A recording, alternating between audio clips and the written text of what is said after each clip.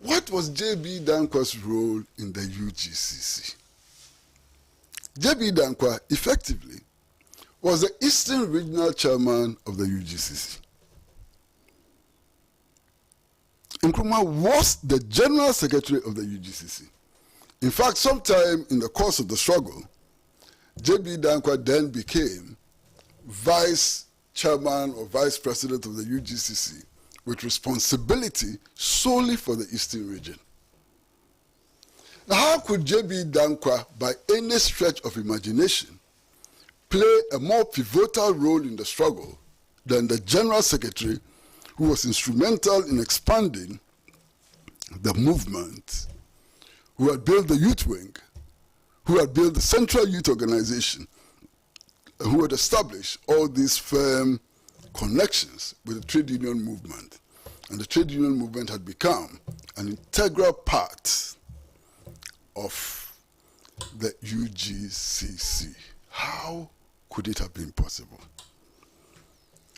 Now, there are a couple of things which are interesting, exceedingly interesting.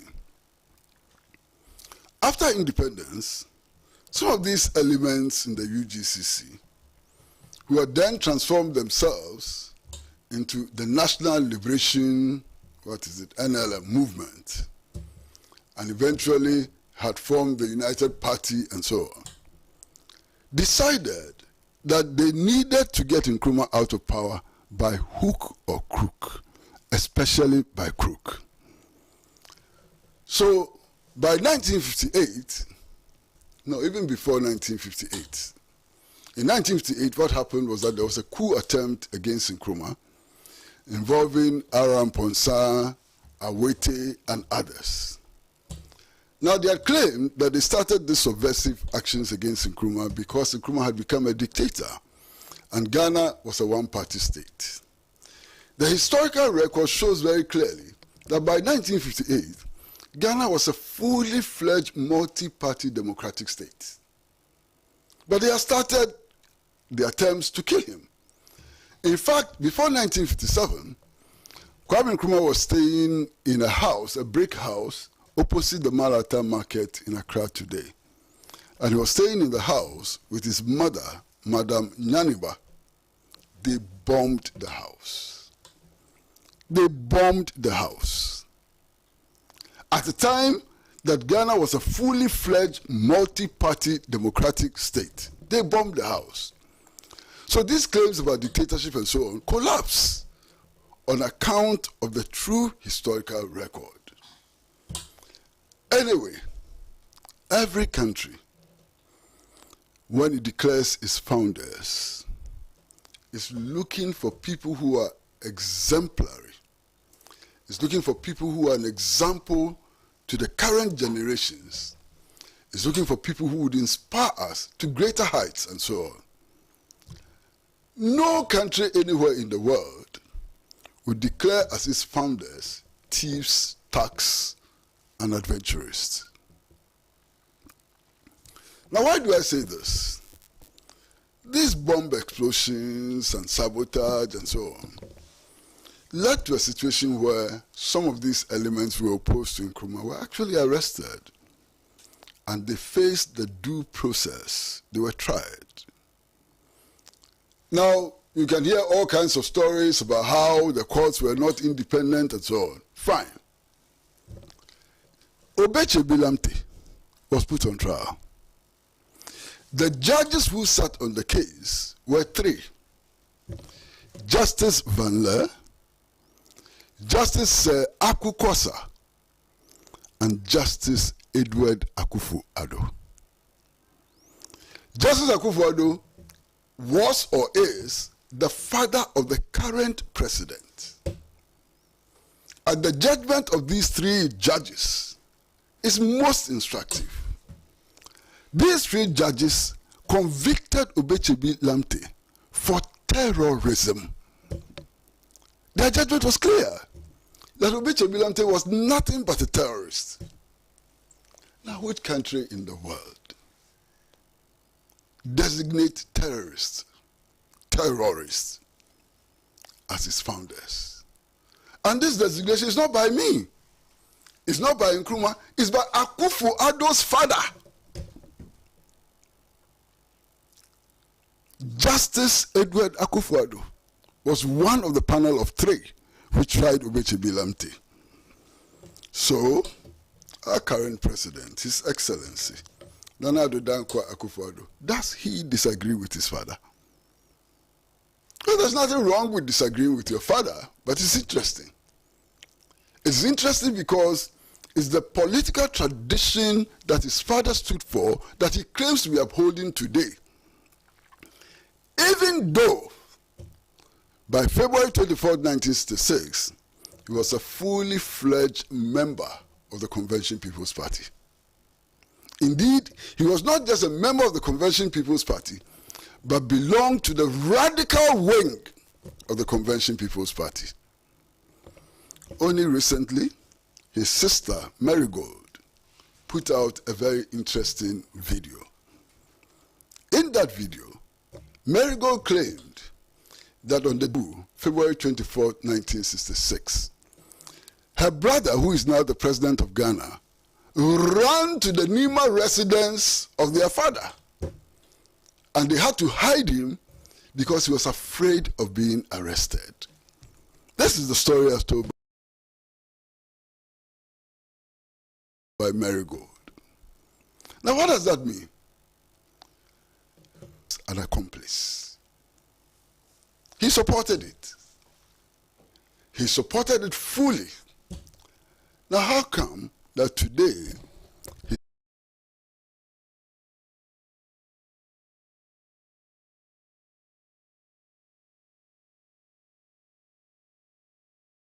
great alliance of the NPP and CPP parties in order to fight the elections?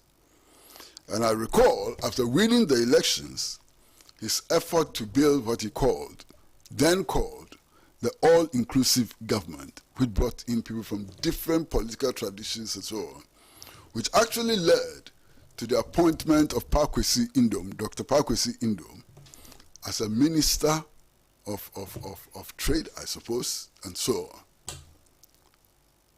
Nana Addo Dankwa Akufo-Addo, His Excellency, cannot even learn the lessons of 2000. He cannot learn the lessons of President Kufuor, who indeed was the first Dankwa Buzia presidential candidate to win free and fair elections in our country. Yes, in 1969 they claimed that they won the elections. But they won the elections only after they had banned the Convention People's Party. They won that election only after the People's Revolutionary Party had been proscribed. The People's Revolutionary Party, led by Dr. Lutrot and Johnny Hansen, had been proscribed. They had to tie the hands of their opponents in order to win the elections. Many CPP activists had been banned from active participation in national politics. Many of them had been imprisoned under the protective custody law, which was passed by the National Liberation Council and so on. That's how they won. So strictly speaking, former President Kufuor was the first Dankwa Buzia adherent to have won elections freely and fairly in Ghana in 2000.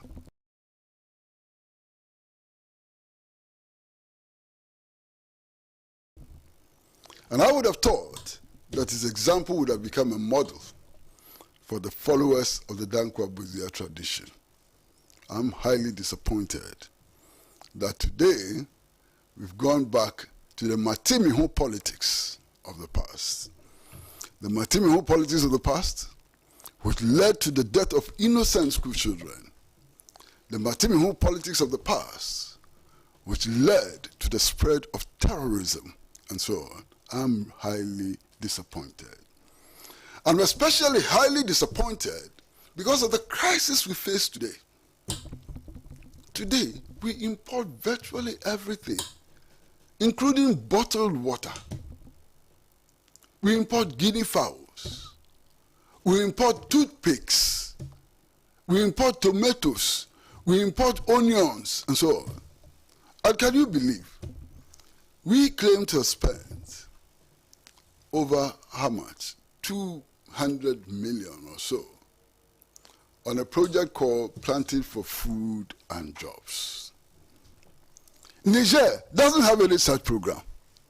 Burkina Faso doesn't have any such program, hasn't spent this colossal amount of money producing food, planting food, or planting, improving agriculture for food and jobs.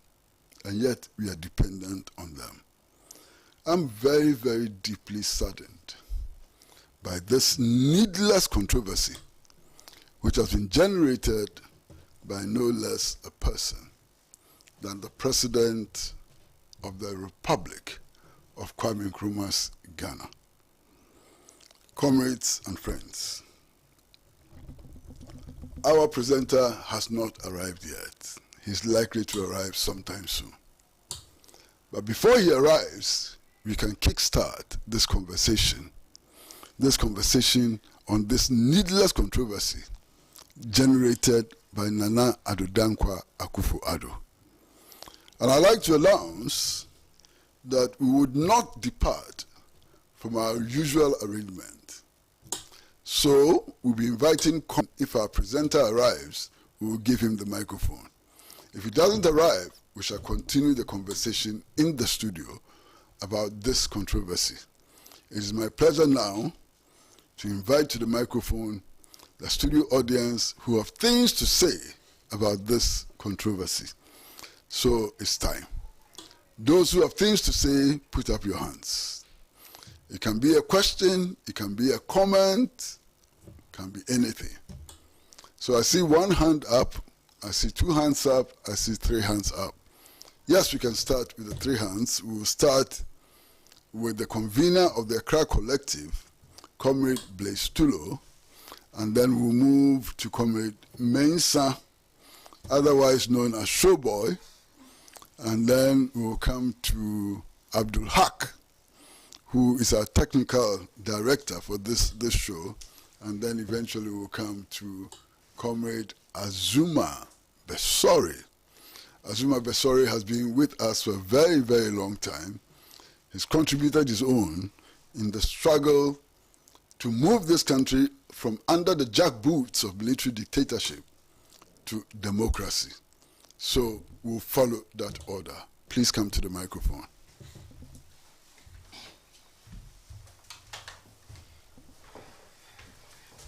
Thank you very much, comrades and friends. I have been very much impressed about the level of response that Ghanaians have given because of the controversy. History is a contested area.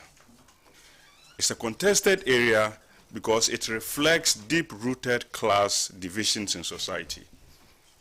So you cannot disconnect the useless arguments that they advance against the state capture that is beginning to emerge in our country.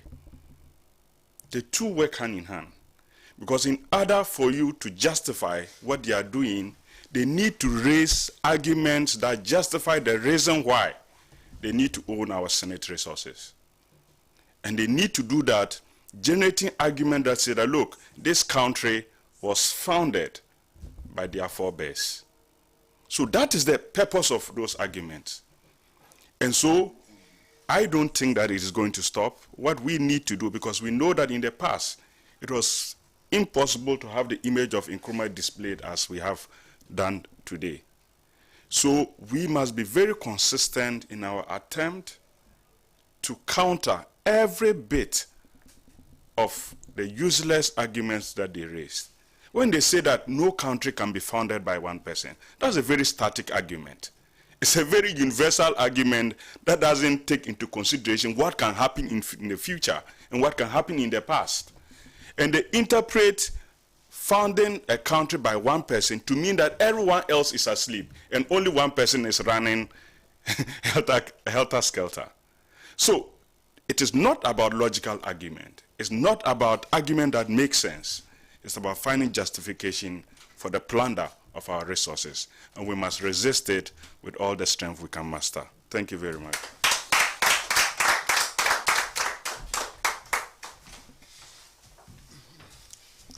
Good evening, viewers and fellow comrades in the studio.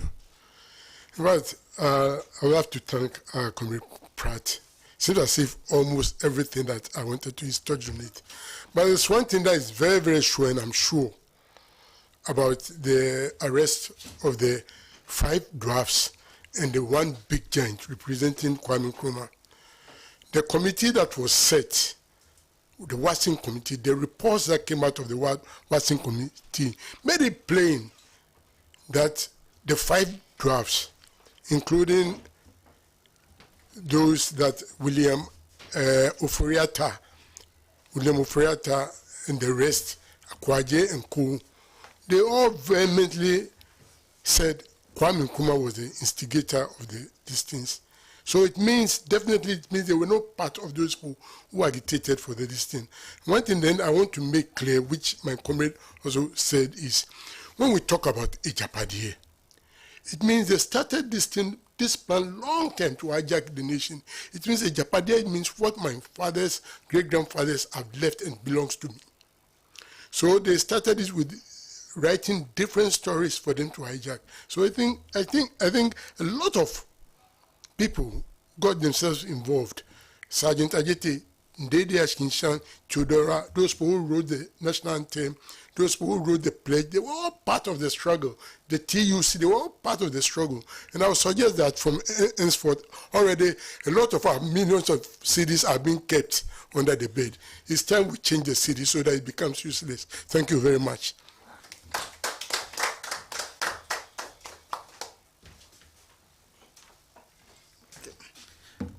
Good evening, comrades. I think it's only right to react and also to set records straight when we listen to people who send out this kind of communication and bring out this argument that simply doesn't make sense.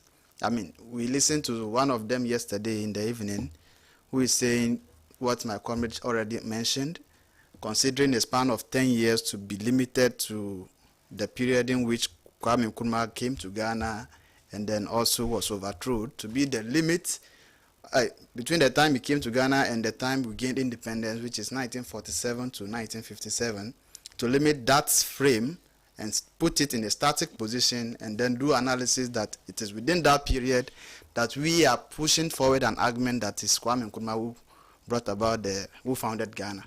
Which is, I mean, even think about that as a position of raising an argument that he's not the only founder, there are a lot of people. It's so minute and so irrelevant, it doesn't hold any substance. So the argument really, they don't have any material evidence to support their argument. They float around, and then I keep wondering, what do they seek to achieve with this kind of floating around in trying to justify the position of all these, their founding fathers or the Matimehu people, so to put it. So that's basically my question. What do they seek to achieve with this bouncing? Because we know that today, 100 years ago, 1947 is not like 2,000 years ago. We still have people in our society who were alive during those periods and who are testifying to these realities on what role the Dankwa, Buzia, and what have you played in our independence or within the UGCC. So we have material evidence of human beings who are alive who can testify to these stories, but they assume that, yes, as usual, that all the other Ghanaians living are dumb and they don't have any knowledge about what actually happened in our history, and they are coming to now tell us what our history is about, which is an arrogant position to position themselves in. So I just want to know, what are they seeking to achieve with all this banter? Thank you.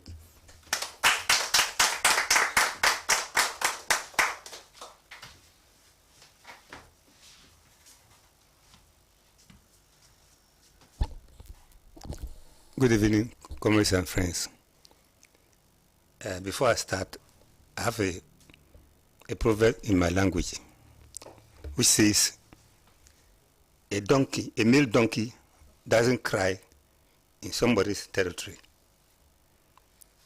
I'm saying this because the donkey that is crying in this territory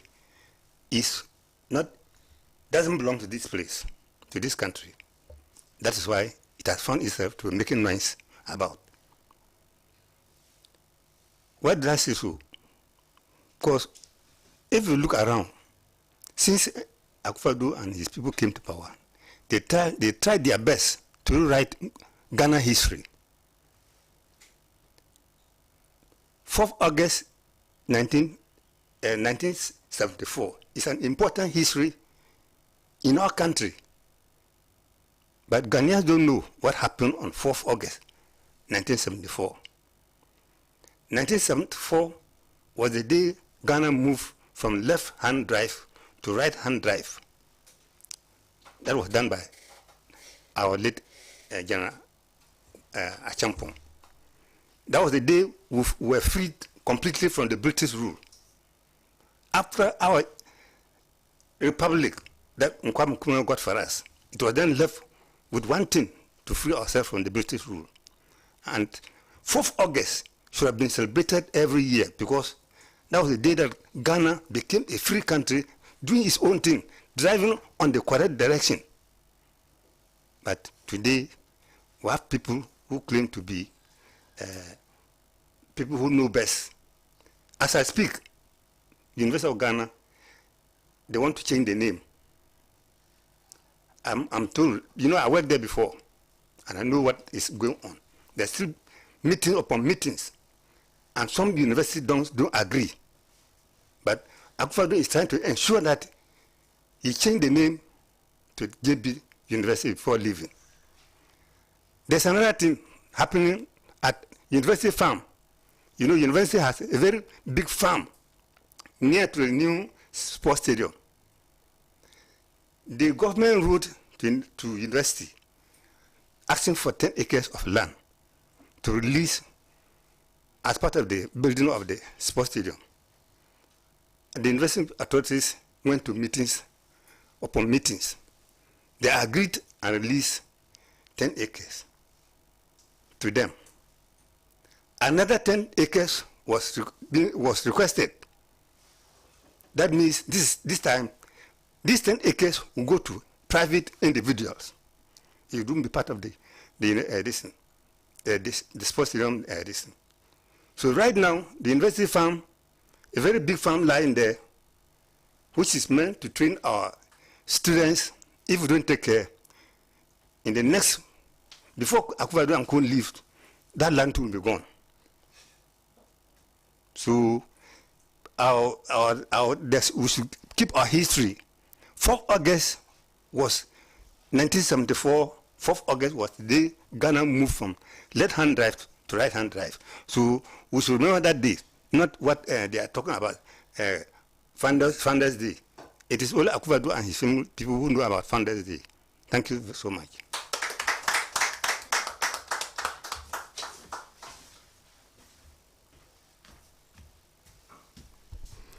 Good evening, comrade. I've heard a lot, and I want to represent myself as a child in this position. So, since we started our education as young people, we have been given stories or history about Ghana. How Ghana was supposed to be named, how it started from J.B. Dankwa, how Kwame Nkrumah came about, how Ghana was named to Ghana. And I'm representing myself as a young person. So right now we are having messages or informations from this party saying that this is that and that is that. We are also having different information in our school books. There's always arguments. And I don't know. The problem is that we have people that lived those days and they are still existing, just like Comrade has saying, we still have those people that they are living, and those people are testifying that no, this is the way. Kwame Nkrumah was the founder of Ghana, and then those who were not even there are saying that Kwame Nkrumah is not the founder of Ghana. What are we trying to tell the young people that are growing up? So who do I listen as a child? Who do I listen to? How do I know the history of my country? That is a question. because we are getting a lot of young people confused. They don't even know the history of Ghana. Because sometimes I sit down and I begin to think, who is saying the truth? So let us be honest as leaders in this country to come out with fact, to say the truth, and stop saying that this is that. Meanwhile, it is not. We are confusing the young ones, and I'm so worried to be in this country and I don't know my history. So please, let's try to be honest and always go straight forward. If people are saying the truth, let's say it and stop thinking about our interest, thinking about legacy. No, it's about the country. We are talking, this is, all of us are included. We are talking about inclusive. So please, we are begging our leaders, please, let's always try to say the truth and listen to those who were living there to testify, or those who have testified that, okay, this is that and that is that. Because when we are looking about history, or when we are talking about history, people normally say that the eyewitness is the most important thing. If you are writing news, you always want to talk to those who were there to see, or those who were there to witness that thing. So if those people are communicating to us and we don't listen to them, what are we trying to say? That they were wrong? So what is what's the history about Ghana? So please, this is my comment, and I'm representing myself as a young person, and I just want to know the truth. I want to know the truth. I don't want to be confused as a young person. Thank you.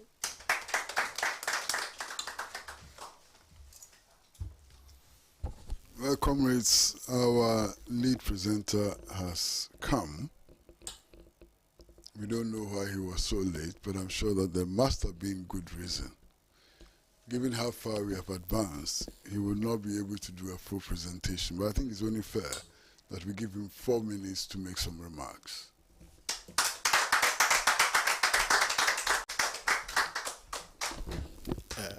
Thank you very much, comrade.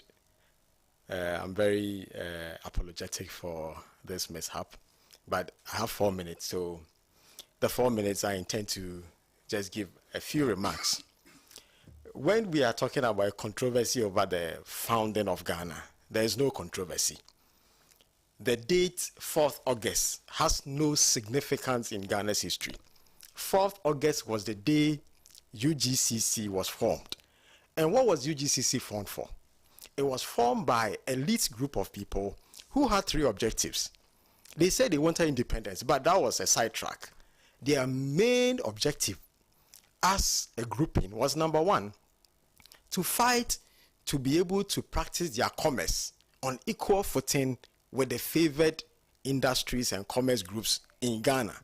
Number 2, they also wanted to be able to practice as professionals within the colony called Ghana. And number 3, the independence that they talked about was contextual. What it meant was that they wanted to be able to have representation within the colony. And that colony was a very restricted space. It wasn't the space that we call Ghana today. The colony was western region of today, eastern region of today, some small part of Volta region, southern Volta region, Greater Accra region, and eastern region. These were what we call the colony. And this was what UGCC was formed on August 4th for. When they invited Nkrumah, Nkrumah carried the message of actual independence, which was to break the colonial society and to liberate us fully. And the first time they heard that message in the Northern Territories was in 1947 when Kwame Nkrumah traveled there. The first time they heard it in the Transvolta was 1947. Now, if we put all this together and also add the fact that some people actually fought against independence.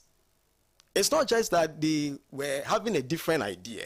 They fought against independence when it was apparent that Kwame Nkrumah was going to get independence as a leader of Ghana. Then, let's not forget, 2 days before the independence, there were actually people in this country who raised hell. Those in the Transvolta and other places. S.G. Anto was arrested. He had raised hell. People were killed because they didn't want Ghana as a united country.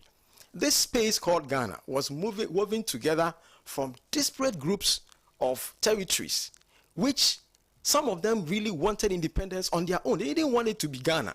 Some even discussed that we should call it Akan land. This is the history of Ghana is that Ghana was founded by the vision and the ideas of Kwame Nkrumah. And that is the history that can never be changed by somebody who, for 8 years now, has been attempting to rewrite our history, and it will never watch. Thank you very much.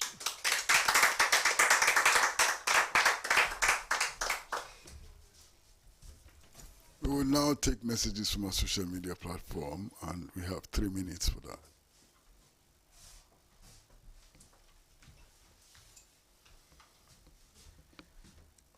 Hi, good evening, viewers. My name is Junior Johnson, and I'll be taking a few comments from our various social media handles.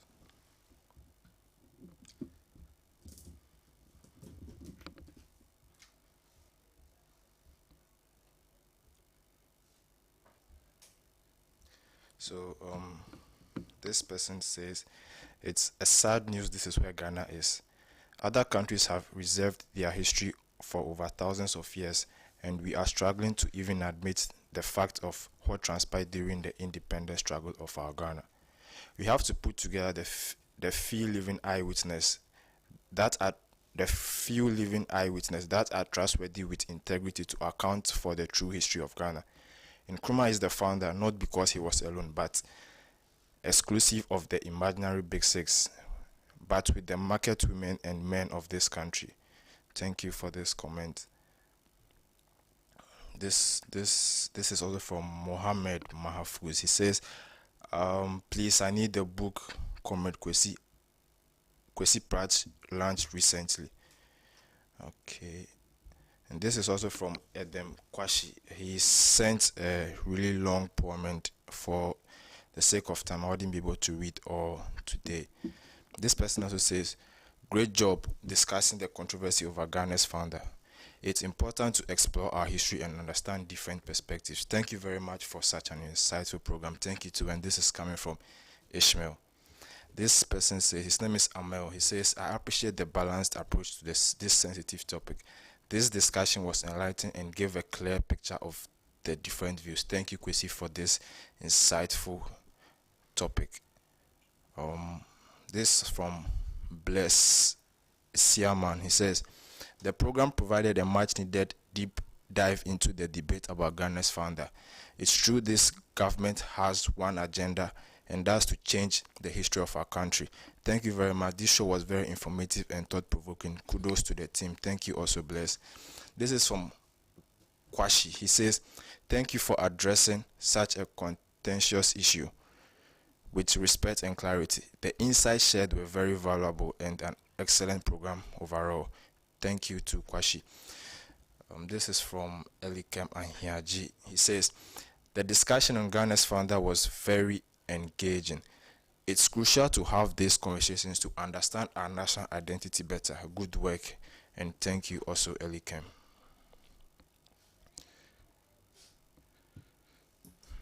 Okay, this is from Kwesi. He says, this show did a fantastic job of highlighting the different perspective on Ghana's founding. It's a very educational and balanced discussion. Thank you too. This is from Carlo from Pong. He says, it's an insightful program. God bless you. God bless you too. I'll take a few more and we'll be done. This is from Huzeif Bada Ibrahim. He says, good evening. The attempt to distort the history of Ghana has naturally died on arrival. The working people have already resisted this distortion and has even made the president more unpopular. As long as the organizations like SMG exist, the history of Ghana can never be changed. Nkrumah never dies. Thank you, Huzeif, but I'll take a few more and then we'll be done with the comments. It says, this is from Loretta, and she says, I appreciate the respectful and balanced discussion on this sensitive topic. Thank you, Kwesi Pratt, and long life.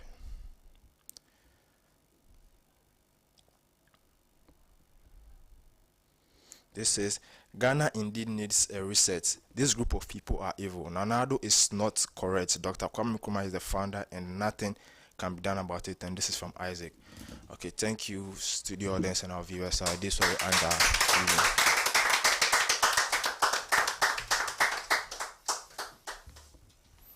We would now invite our guests to give us a 1-minute summary.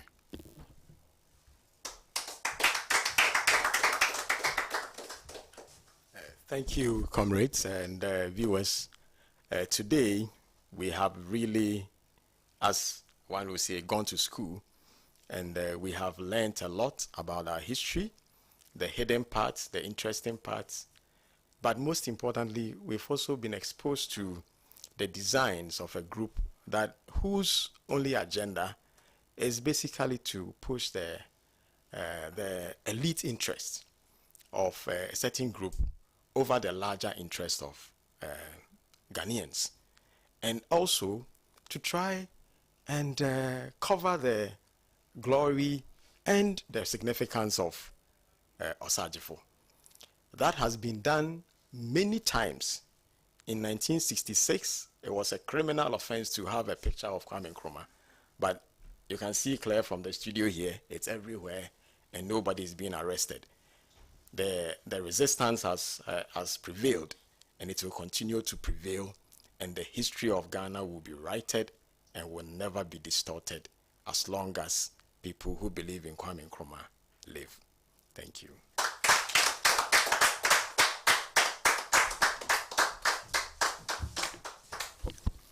Well, at this stage, on behalf of the producer of the show, Makisa Latifa, and on behalf of all those at the MCR, our technical crew, we'd like to say goodbye to you.